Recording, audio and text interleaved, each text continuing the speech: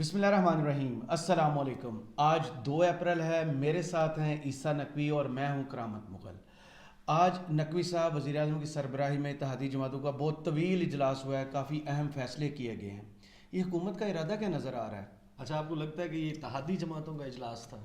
لگتا تو ایسے ہی ہے۔ دیکھیں، میرے خیال میں یہ تھا مشترکہ مفادات کونسل کا اجلاس، اچھا، کاؤنسل آف کامن انٹرسٹ۔ دیکھیں، ہم آج کل کے جو صورتحال ہے، لوگ بھی اس کے اوپر بات کرتے ہیں، دیکھتے ہیں اس وقت بہت زیادہ ہیجان کی کیفیت ہے، لوگ بہت سارے مایوس بھی ہیں، اور ضروری نہیں کہ وہ اپنی پولیٹیکل ایفیلیشن کی وجہ سے کہ وہ تحریک انصاف کے ساتھ ہیں تو مایوس ہوں، دوسری سائڈ کے لوگ بھی مایوس ہیں کہ وہ پرفارم نہیں کر رہے۔ لیکن یہ وقت ظاہر ہے کہ ایک بہت مشکل وقت ہے پاکستان پہ، لیکن میرا تھوڑا سا نظریہ جو ہے نا اس کے حوالے سے آج ایک ڈاکیومنٹ سامنے آنے کے بعد مختلف ہو گیا۔ اچھا، اور وہ جو ڈاکیومنٹ ہے نا، یہ پاکستان کی نئی تاریخ تحریر ہو رہی ہے۔ صحیح، بہت سارے چہروں سے نقاب اتر رہی ہے، کافی اور کہ اتر نہیں چکے، رہی، اتر رہی نہیں ہے، نوچ کے اتاری جا رہی ہے۔ اچھا، اور پیش گوئی جو عمران خان صاحب بار بار کرتے تھے نا، وہ پیش گوئی پوری ہو رہی ہے۔ اور یہ وقت اچھا اس وجہ سے کہ دیکھیں، ہم جس ڈھکوسلے کے تحت جیتے ہیں، ہم جس لارے کے اوپر بلیف کرتے ہیں، ہم جس سیاسی نعرے کے اوپر بات کرتے ہیں، اعتبار کرتے ہیں، وہ نعرہ بے نقاب ہوا ہے۔ لوگوں کے چہرے تو ظاہر ہے کہ آپ کے سامنے ہوتے ہیں، ان کا جو کنڈکٹ ہوتا ہے، لیکن یہ جو پوری کہانی جس کے پیچھے قوم کو، غریب غربا کو، مساکین کو، ان کو لگایا جاتا ہے نا، روٹی کپڑا اور مکان کے نام پہ، ووٹ کو عزت دو کے نام پہ، ایک بات ثابت ہو گئی ہے، اور وہ میں آپ کے سامنے رکھوں گا، نام رکھوں گا ایک ایک، اور یہ نام نا آپ اپنے ذہن نشین کر لیں۔ یہ نام آپ کو آنے والی تاریخ میں پاکستان میں جس طرح مطالعہ پاکستان پڑھایا جاتا ہے نا، آئی ایم شیور کہ اگر پاکستان کی جمہوریت کی تاریخ لکھی جائے گی نا، تو یہ نام ایک چیپٹر میں ضرور دیے جائیں گے کہ کس دن، کس تاریخ کو، کس مقام پر کون کون بیٹھا تھا، اور بیٹھ کے اس نے کیا کیا کیا تھا۔ لسٹ ریڈی ہے۔ اور یہ بھی میں آپ کو بتا دوں کرامت مغل صاحب کہ یہ وہ کہتے ہیں what goes around comes around, بالکل ایسے ہی ہے کہ آپ جب کسی کے لیے گڑھا کھودتے ہیں تو ایک دن آپ اس گڑھے میں خود گرتے ہیں۔ صحیح، تو وہ جو فیصلہ ہے نا، یہ فیصلہ پیچھا کرے گا، یہ ایسے ہوا میں تحلیل نہیں ہو جائے گا، یہ نون لیگ کا بھی پیچھا کرے گا، یہ پاکستان پیپلز پارٹی کا بھی پیچھا کرے گا۔ اجلاس ہوا، اور اجلاس کے لیے وہ راحت اندوری صاحب کا شعر ہے نا کہ لگے گی آگ تو آئیں گے گھر کئی زد میں، یہاں پہ صرف اپنا مکان تھوڑی ہے۔ واہ، تو وہ بیسیکلی جو کہانی ہے نا، کہانی بڑا ون بائی ون بڑا کوئکلی جو ہے نا ہم اس سے گو تھرو کرتے ہیں۔ ہمیں یہ بتایا جاتا ہے کہ یہ سیاسی جماعتیں ہیں، اور یہ اپنی تقاریر میں، اپنے منشور میں لکھتی ہیں کہ ہمارے نظریات ہیں، یہ ہمارا نظریہ ہے، جس پر مجھے اعتراض بھی ہے۔ ان کے نظریات نہیں ہیں، ان کے مفادات ہیں۔ آج آپ اس بات پہ آگے، ان کے مفادات ہیں۔ میں معذرت خواہوں، چلیں کوئی بات نہیں، کوئی بات کبھی ہو جاتا ہے۔ دیکھیں، مفادات ہیں، اور عمران خان صاحب نے، آپ کو یاد ہوگا، انہوں نے کہا تھا کہ دیکھیں یہ آپ کو لڑتے ہوئے نظر آ رہے ہیں، یہ ان کے آپس میں کوئی لڑائی نہیں ہے، نورا کشتی ہے۔ جس دن ان کے مفادات پہ زد پڑے گی یہ اکٹھے ہو جائیں گے۔ صحیح، اور وہ دیکھیں کیا ہوا ہے، بالکل اسی طریقے سے معاملہ چلا ہے، اور ان سب کو نظر آ گیا کہ ان کی سیاسی دکان بند ہو جائے گی، ان کے بچوں کی حکمرانی کا مستقبل تاریک ہو جائے گا۔ تو ان کو سمجھ آ گئی کہ نہیں، یہ وقت نہیں ہے، اس وقت گینگ اپ ہو جاؤ، اکٹھے ہو جاؤ، اور وہ جو نورا کشتی ہم کرتے ہیں ہم یہ بعد میں کریں گے۔ اور تاریخ نے ثابت کر دیا، 90s میں یہ ایک دوسرے کے دستوں گریبان تھے، گالیاں دیتے تھے، صحیح، گالم گلوچ کا کلچر، وہ جو ساری یہ کہانی ڈالتے ہیں نا کسی اور پہ، یہ انہوں نے آغاز کیا تھا۔ 90s کی سیاست کس کو نہیں معلوم، ٹھیک ہے۔ اس کے بعد پرویز مشرف نے دونوں کو کک آؤٹ کر دیا، اور پھر وہ کہتے ہیں کہ ایک ہی صف میں کھڑے ہو گئے محمود و ایاز، نہ کوئی بندہ رہا اور نہ کوئی بندہ نواز۔ ہم نے جناب MI6 اور CIA کے فیسیلیٹیٹڈ ڈائلاگ کیے، لنڈن میں بیٹھ کے ہوٹلز میں ہم نے میٹنگز کی، میٹنگز کر کے ہم نے میثاق جمہوریت بنایا۔ میثاق جمہوریت بنانے کے بعد ہم نے پاکستان کے عوام کو پھر لارا لگایا، ان کو یہ کہا کہ جناب ہم اچھے بچے بن گئے ہیں، ہمارے پہ اعتبار کریں، ہم جمہوریت پسند ہیں، ہم ہیں وہ جن کے پاس اس ملک کے دردوں کا مدعا ہے۔ اور انہوں نے بیٹھ کر جناب آئے، اور آنے کے بعد یہ پھر لڑ پڑے، اور پھر اب عمران خان کی دشمنی میں یہ اکٹھے ہو گئے۔ اجلاس جو ہوا ہے وزیر اعظم، اس کا ایک ایک لفظ نا اس کو بڑا تسلی سے پڑھیں گے، اس کو بڑا تسلی سے سنائیں گے، تاکہ لوگوں کو یہ کچھ چیزیں جو ہیں وہ کلیئر ہونی چاہیے. وزیر اعظم شہباز شریف کی زیر صدارت حکومت میں شامل جماعتوں کا اجلاس ماشاءاللہ. لاہور مورخہ 1 اپریل 2023. اچھا, اجلاس میں شرکت کس کس نے کی؟ وزیر اعظم شہباز شریف کی زیر صدارت حکومت میں شامل اتحادی جماعتوں کا اہم اجلاس منعقد ہوا, جس میں سابق صدر Asif Ali Zardari, P D M کے سربراہ مولانا فضل الرحمان, بلاول بھٹو زرداری, مریم نواز سمیت دیگر جماعتوں کے قائدین اور رہنماؤں نے شرکت کی. اجلاس ویڈیو لنک کے ذریعے منعقد ہوا. نواز شریف صاحب نے بھی شرکت کی, اور آخر میں باقی جو نام ماندہ نام ہے نا, وہ آخری پیراگراف میں, وہ پھر ہم جب وہاں پہنچیں گے تو بتائیں گے کہ جناب یہ لوگ ہیں, ان کے نام جو ہیں وہ آتی نسلوں کو یاد ہونے چاہیے. جب یہ ملک میں پارلیمانی جمہوری نظام ہونا چاہیے, آئین کی پامالی نہیں ہونی چاہیے, آئین کی بالادستی ہونی چاہیے, عوام جمہور کی آواز سنو, یہ بھول جائیں اب آپ. اچھا, ہاں, اب یہ دے آر فیسیلیٹیٹرز, یہ آئین توڑنے کے سہولت کار ہیں. اور اس میں سب سے انٹرسٹنگ کیریکٹر پاکستان پیپلز پارٹی کا, جو سب سے بڑا دعوے دار, جو کہتی ہے کہ ہم آئین کے خالق ہیں, یہ سرزمین بے آئین تھی, ہم ہیں جس نے اس کو آئین دیا. ان کو تو پتہ ہی نہیں تھا رہنا کیسے ہے, ہم نے بتایا کہ ضابطہ کار کے تحت اس ملک کو چلایا جائے گا. وہ بلاول بھٹو زرداری کے سیاسی مستقبل کے لیے اپنے نظریہ, جس کو ہم نظریہ سمجھتے تھے, انہوں نے وہ صدقہ کر دیا نواز شریف کے اوپر, وہ مار کے کسی کو دے دیا. اچھا جناب, اجلاس نے ملک کی مجموعی صورتحال پر تفصیلی غور کیا اور مستقبل کی حکمت عملی پر مشاورت کی. اچھا, ایک دو باتیں اس میں درست بھی ہیں, ایسی بات مشاورت کی ہوگی کہ لوگوں کی سارے ملک میں بارش سے, یالہ باری سے گندم کا بالکل صفایا ہو گیا ہے, خوراک کا بحران آنے والا ہے, عوام کی کوئی بات نہیں. نہیں, وہ بات آج کل آپ کو پتہ ہے کہ ایک ہی چل رہی ہے. جی جناب, آگے یہ کہتے ہیں کہ جناب اجلاس نے کیا مطالبہ کیا. اجلاس نے مطالبہ کیا کہ ملک بھر میں ایک ہی دن انتخابات ہونے چاہیے.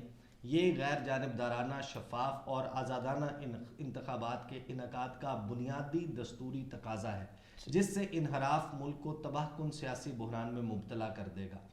بیسیکلی یہاں پر یہ کہہ رہے ہیں کہ جو غیر آئینی طور پہ جو اسمبلیاں جو تحلیل ہو چکی ہیں, ان کو غیر آئینی طور پہ ان کے انتخابات کو پوسٹ پون کر دیا جائے. انتخابات نہیں ہونے چاہیے. یہ پریسیڈنٹس سیٹ ہو رہے ہیں, ایگزامپل سیٹ ہو رہے ہیں. یہ صورتحال ملک کے معاشی مفادات پر خودکش حملے کے مترادف ہوگی.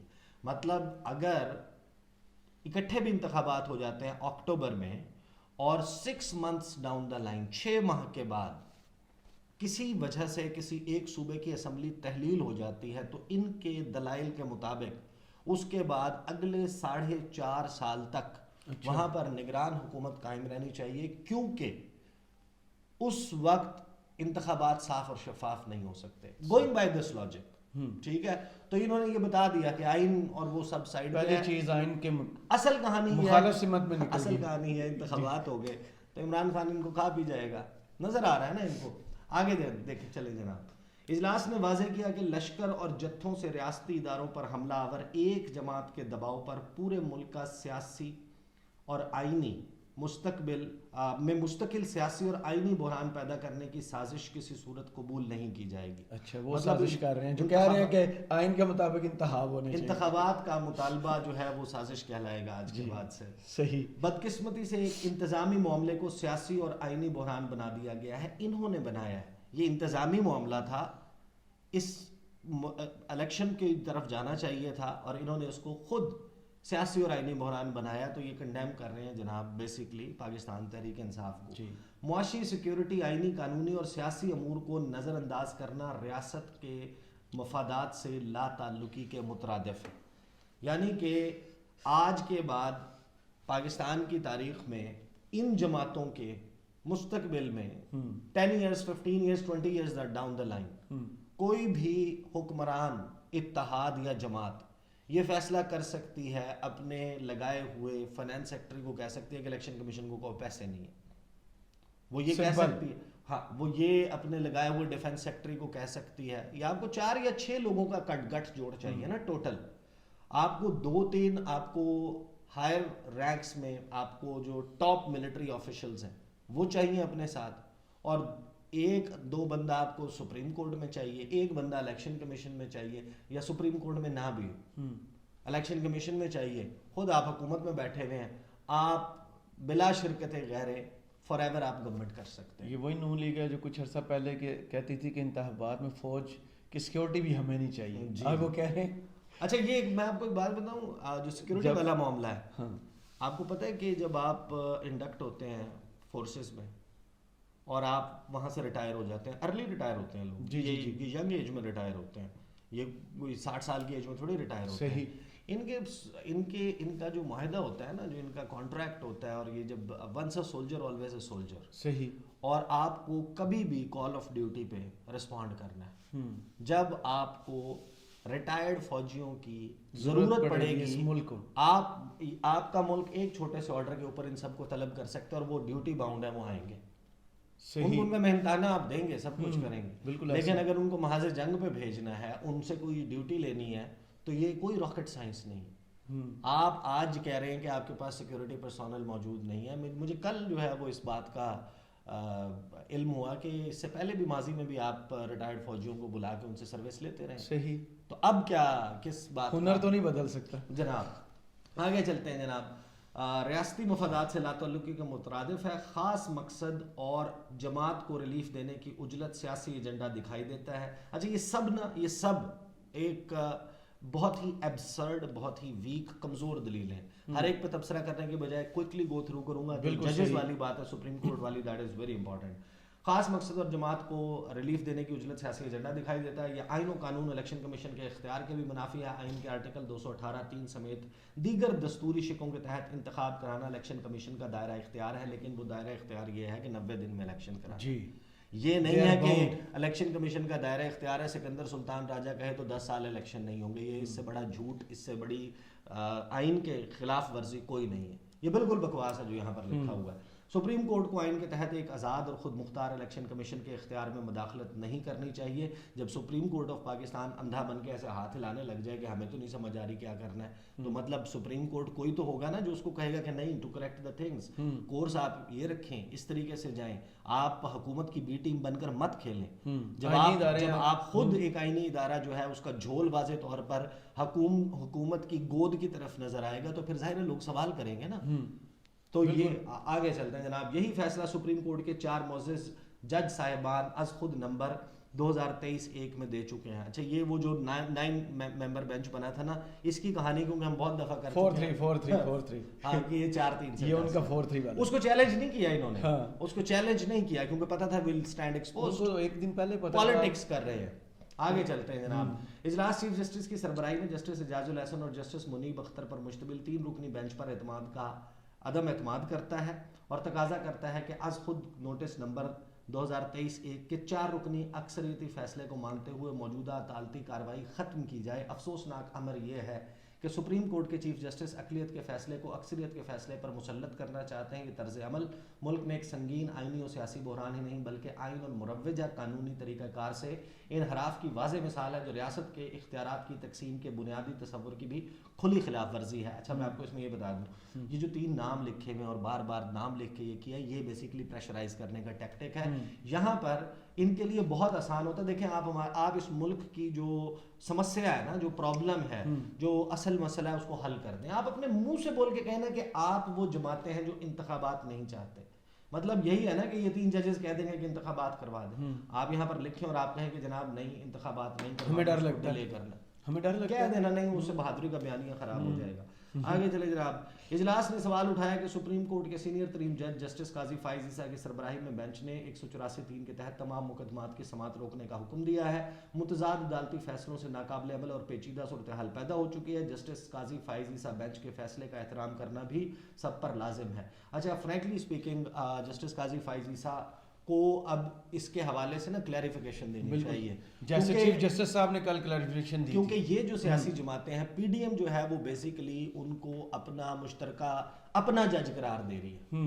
یہ تاثر ان کے بارے میں اب یہ قائم کر رہے ہیں نا بار بار جسٹس قاضی فائز عیسیٰ شروع سے نون لیگ ایسے کر رہی ہے. بالکل، اگر کوئی پردہ ہے تو آپ یہاں پہ بھی گرا. جی، یعنی وہ چیزیں ہوتی ہیں جو ان ریٹن ان اسپوکن چیزیں ہوتی ہیں، کیوریٹو ریویو پٹیشن، لیکن آپ جو ہے نا ان کو ایک ایک کر کے وہ جس طرح چور کھرا چھوڑ جاتا ہے نا، تو وہ بالکل یہ چھوڑ کے جا رہے ہیں. جیسے فورن ریفرنس ان کا ختم کرنے کا پی ایم نے کر دیا. جی اجلاس نے مطالبہ کیا کہ پاکستان بار کونسل اور دیگر بار ایسوسیشنز کی طرف سے آرٹیکل 209 کے تحت دائر کردہ ریفرنسز پر کارروائی کی جائے. سپریم جوڈیشل کونسل ججز کے خلاف یہ بالکل اب اس طرف جا رہے ہیں, پلیٹ فارم جو ہے اس طرف جا رہے ہیں پاکستان.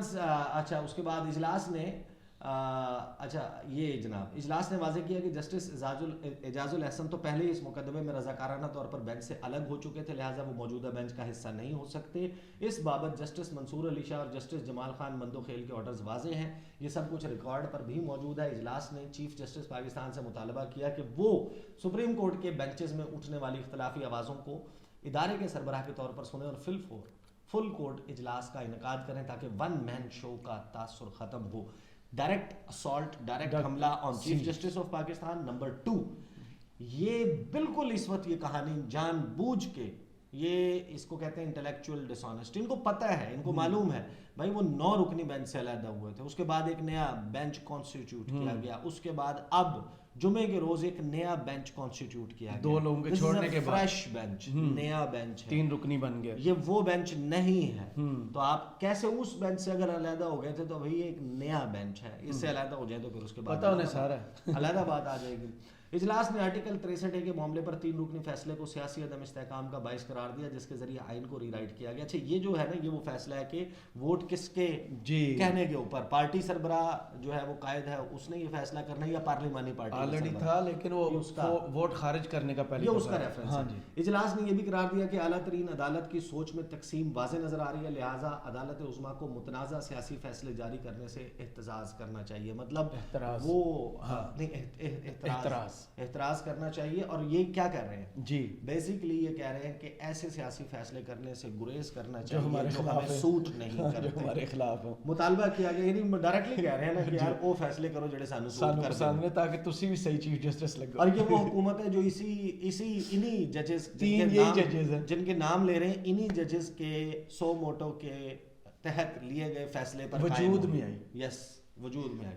مطالبہ کیا گیا کہ چیف جسٹس اور بعض دیگر ججوں سے متعلق یہ تاثر بھی ختم کیا جائے کہ وہ پاکستان تحریک انصاف کے معاملے میں خصوصی امتیازی رویہ اپنا رہے ہیں.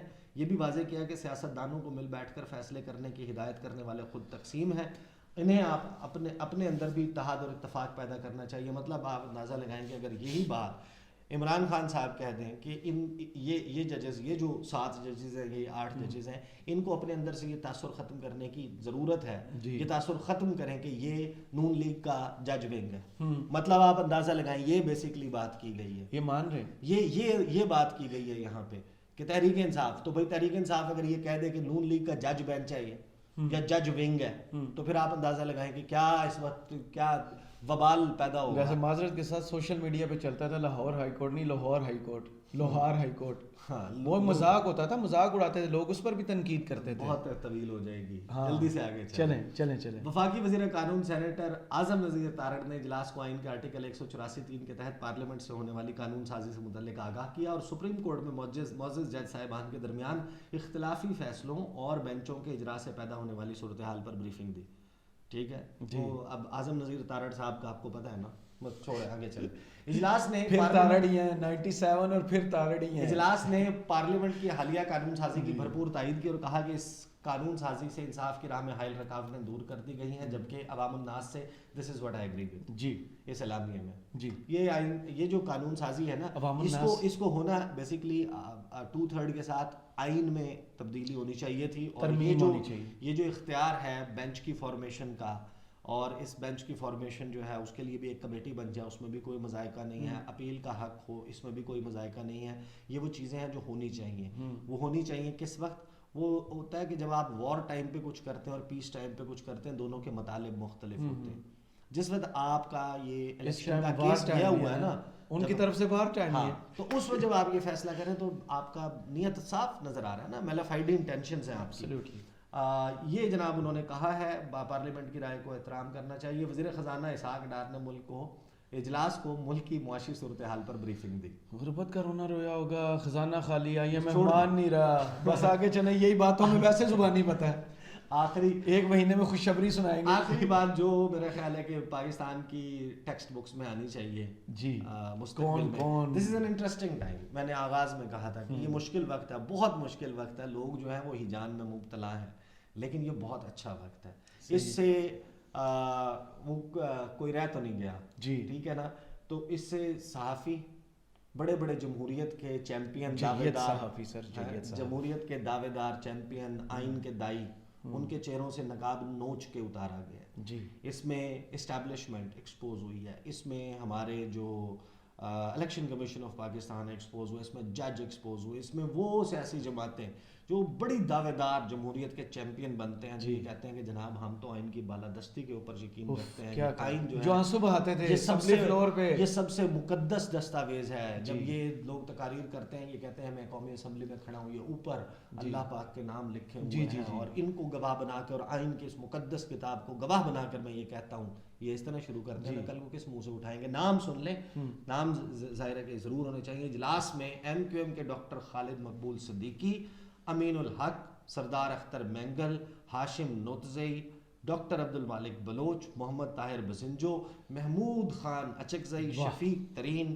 اے این پی کے امیر حیدر خان ہوتی، میاں افتخار حسین، بلوچستان عوامی پارٹی کے باپ کے ڈاکٹر خالد مکسی، چودھری صالح حسین، طاہر بشیر چیمہ، نواب زادہ شاہ زین بگٹی، آفتاب احمد شیرپاؤ، خواجہ محمد آصف، سابق وزیر اعظم شاہد خاقان عباسی، سردار ایاز صادق، خواجہ سعد رفیق، رانا ثناء اللہ، رانا تنویر حسین، مریم اورنگزیب، ملک محمد احمد خان، عطا اللہ تارڑ، علامہ ساجد میر اسلم بھوتانی، مولانا عبدالغفور حیدری، شاہ ویس نورانی، کامران مرتضیٰ، محسن داوڑ، فاروق ایچ نائک، مرتضیٰ وہاب اور شیراز راج پر شریک ہوئے. دیگر ان لوگوں کے علاوہ جو وہاں پر تھے، ویڈیو لنک کے اور ان سب کا چہرہ جو ہے اٹ سٹینڈز ایکسپوزڈ. اور اگلی ویڈیو ہوگی خان صاحب کا جو اس کے اوپر رد عمل آیا ہے، اور وہ رد عمل وہ بڑا خطرناک رد عمل. صحیح. بہت شکریہ عیسیٰ نقوی آپ کا تجزیے کا. کمنٹس باکس میں ہمیں ضرور بتائیے گا یہ ویڈیو آپ کو کیسی لگی. اجازت دیجیے، اللہ حافظ.